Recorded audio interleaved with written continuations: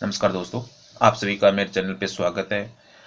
आज आपका कमेंट आ रहे थे काफ़ी कि पीएसएल से संबंधित वीडियो बनाएं। तो ऑनलाइन प्रोसेस की सभी लोग वीडियो बनाते हैं। ऑनलाइन प्रोसेस कैसी करनी है और ये सभी को मालूम भी होता है कि ऑनलाइन प्रोसेस कैसे करनी होती है, क्योंकि जो कंप्यूटर ऑपरेटर होता है, कंप्यूटर का काम करता है, तो इसको निश्चित रूप से मालूम होता है। लेकिन उससे पहले, यानी कहने का फॉर्म भरने से पहले क्या क्या सावधानियां रखनी है, वो लगभग लोगों को ध्यान नहीं होता। तो मेरा उद्देश्य उसी सावधानियों को मद्देनजर रखते हुए ये वीडियो बनाने का है। आप सभी मेरे चैनल से जुड़े हो और आप सभी का बहुत बहुत धन्यवाद। और जिन्होंने सब्सक्राइब नहीं कर रखा है वो भी सब्सक्राइब कर दें। मेरे चैनल पे ई मित्रा से संबंधित, बैंक से संबंधित या सीएससी से संबंधित टोटल जानकारी उपलब्ध है। तो अब चलते हैं अपने टॉपिक की ओर। सबसे पहले पीएससीएल का यदि आप रजिस्ट्रेशन कर रहे हो तो आपका मोबाइल नंबर जो है वही होना चाहिए जो आपने पीएससीएल इंश्योरेंस करने से पहले दिया था। यदि मोबाइल नंबर अपडेट नहीं है तो आपका जो फॉर्म है वो अप्लाई नहीं होगा। यानी वही सिम होनी चाहिए आप आज भी आपके पास है जो 5 साल 10 साल पहले आपकी सिम आपके पास थी। उसी मोबाइल के ऊपर ओटीपी आएगा, तभी आप ये फॉर्म अप्लाई कर सकते हो। यदि आपका मोबाइल नंबर नहीं है तो आपको अपने पीएसएल ऑफिस में जाना है और वहां पर आपका जो सर्वर जो अभी है पीएसएल का, उसके ऊपर अभी का जो आपका मोबाइल नंबर है वो उसको अपडेट करवाना है। ये काम होने के बाद आपका जो लॉगिन है वो सक्सेसफुल हो जाएगा। उसके बाद आपको क्या करना है लॉगिन होने के बाद, वो ये मैं बता देता हूँ। सबसे पहले आपको एक 4 स्टेप है इसके अंदर फॉर्म में। पहले स्टेप उसके अंदर मांग रखा है पैन कार्ड। तो पैन कार्ड जो है वो आपका लगना अनिवार्य है। पैन कार्ड नंबर आपका सही से अपडेट करना है और पैन कार्ड के ऊपर जो नाम है आपका वो सही से ही लिखना है। स्पेस है तो स्पेस लिखना है, नहीं है तो नहीं लिखना है। उसके बाद में आती है बॉन्ड की बारी।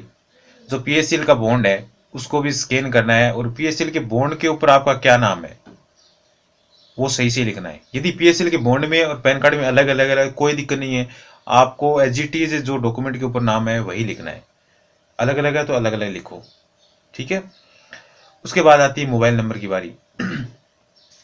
मोबाइल नंबर आपको वही डालना है जो आपके पीएसएल के अंदर रजिस्टर्ड है। फिर इसमें पूछ रखा है एक कुल प्रमाण पत्र संख्या, तो इसके बारे में बता देता हूँ। एक तो आपकी टोटल रसीद, यानी जितनी भी आपने पीएसएल कंपनी के अंदर जमा करवाया पैसा, वो टोटल रसीद। उसके बाद में आपका बॉन्ड हो गया एक। जैसे मान लो कि 5 आपके पास रसीद है, एक बॉन्ड है, तो कुल संख्या कितनी होगी डॉक्यूमेंट्स की? 6 होगी। तो ये एक कॉलम दे रखा है कुल प्रमाण पत्र संख्या, तो इसके अंदर 6 डॉक्यूमेंट लिखने हैं आपको, 6 लिखनी है संख्या, ठीक है। जैसे किसी के पास 7 रसीद है, एक बॉन्ड हो गया, तो संख्या कितनी होगी? 8 होगी। उसके बाद में जो रकम है रसीद के अंदर कितनी है टोटल, वो सारी की सारी उसमें एक रकम का ऑप्शन है। आज से आपने टोटल मूल जो रसीद है, यानी मूल जो पेमेंट है वो कितना जमा करा दिया, वो वहां पर डालना है। यदि आपको मालूम नहीं है तो आप अपने पीएसएल ऑफिस से पूछ सकते हैं या जिस एजेंट के थ्रू आपने ये काम करवाया है उससे आप पूछ सकते हैं। उसके बाद में एक ऑप्शन है भूमि का, क्योंकि पीएसएल ने कुछ लोगों को प्लॉट भी दिए थे। तो यदि आपने प्लॉट लिया है या नहीं लिया है, कितना स्क्वायर फीट है, कितना वर्ग गज है, वो वहां पर लिखना है। ये पहली स्टेप है। दूसरे स्टेप में आपका बैंक डिटेल पूछ रखा है। तो बैंक डिटेल भरते टाइम हमेशा ध्यान रखें आपका आईएफएससी कोड सही होना चाहिए, एमआईसीआर कोड सही होना चाहिए और आपका अकाउंट नंबर सही होना चाहिए। और इसमें एक बात और भी इन्होंने बता रखी है कि आपका बैंक अकाउंट के अंदर जो नाम है वो सही होना चाहिए। जैसे अभी इसमें नाम की कितनी स्टेप हो गई, एक तो पीएसएल बॉन्ड, दूसरा आपका पैन कार्ड और तीसरा आपका बैंक अकाउंट। तो इनके अंदर जैसा आपका नाम है वैसा का वैसा लिखना है। यदि तीनों में डिफरेंस नाम है, किसी में स्पेस मान लो ए आ गया, किसी में बी आ गया, किसी में स्पेस है किसी में नहीं है, तो इन डॉक्यूमेंट के अंदर जो नाम है एज इट इज वैसा का वैसा लिखना है। इनके निर्देशानुसार तो ऐसा ही है, ठीक है। और ये मैं बात हमेशा भी हर वीडियो में बताता हूँ कि जब भी आप अपने डॉक्यूमेंट बनाएं तो हमेशा अपना नाम पता जो है बिल्कुल सब डॉक्यूमेंट के अंदर एक रखें, क्योंकि ये यहाँ पर यही दिक्कत होने वाली है। उसके बाद में सारे डॉक्यूमेंट हैं वो स्कैन करने, और फिर आपकी एक फ़ोटो लगेगी। 3 नंबर स्टेप के अंदर सारे डॉक्यूमेंट लगेंगे और एक आपकी फ़ोटो लगेगी, और पैन कार्ड स्कैनिंग होगा वो लगानी है, और एक रद्द किया हुआ चेक लगेगा। आपका जो अकाउंट आप दे रहे हो उसका कैंसिल चेक लगेगा। यदि कैंसिल चेक नहीं है तो इन्होंने एक फॉर्मेट दे रखा है, वो मैं वीडियो के डिस्क्रिप्शन में डाल दूंगा लिंक उसका।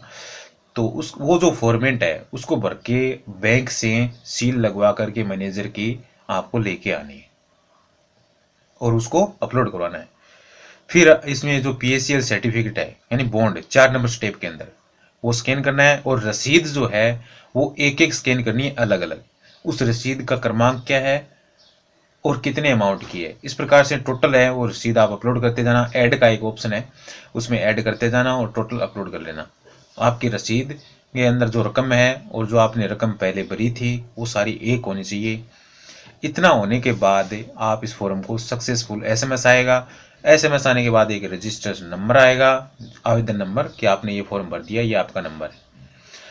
उसके बाद आपकी जो प्रक्रिया है वो पूरी हो जाएगी। तो सबसे पहले आपको क्या क्या डॉक्यूमेंट चाहिए? पैन कार्ड, बॉन्ड, आपका मोबाइल नंबर और फोटो, और आपकी कैंसिल चेकबुक या जो इन्होंने फॉर्मेट दे रखा है वो, और जितनी भी रसीद हैं वो चाहिए।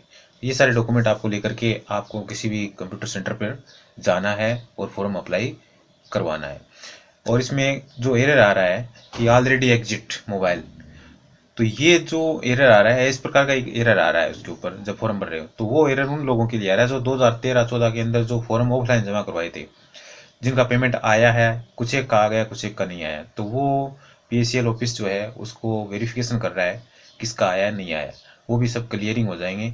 तो अपने डॉक्यूमेंट हैं वो क्लियर रखें पहले और संभाल के रखें। और जो इसका वेबसाइट का जो लिंक है डिस्क्रिप्शन में डाल दूंगा। और सूचना श्री की चैनल को सब्सक्राइब करें, लाइक करें, शेयर करें। Thank you.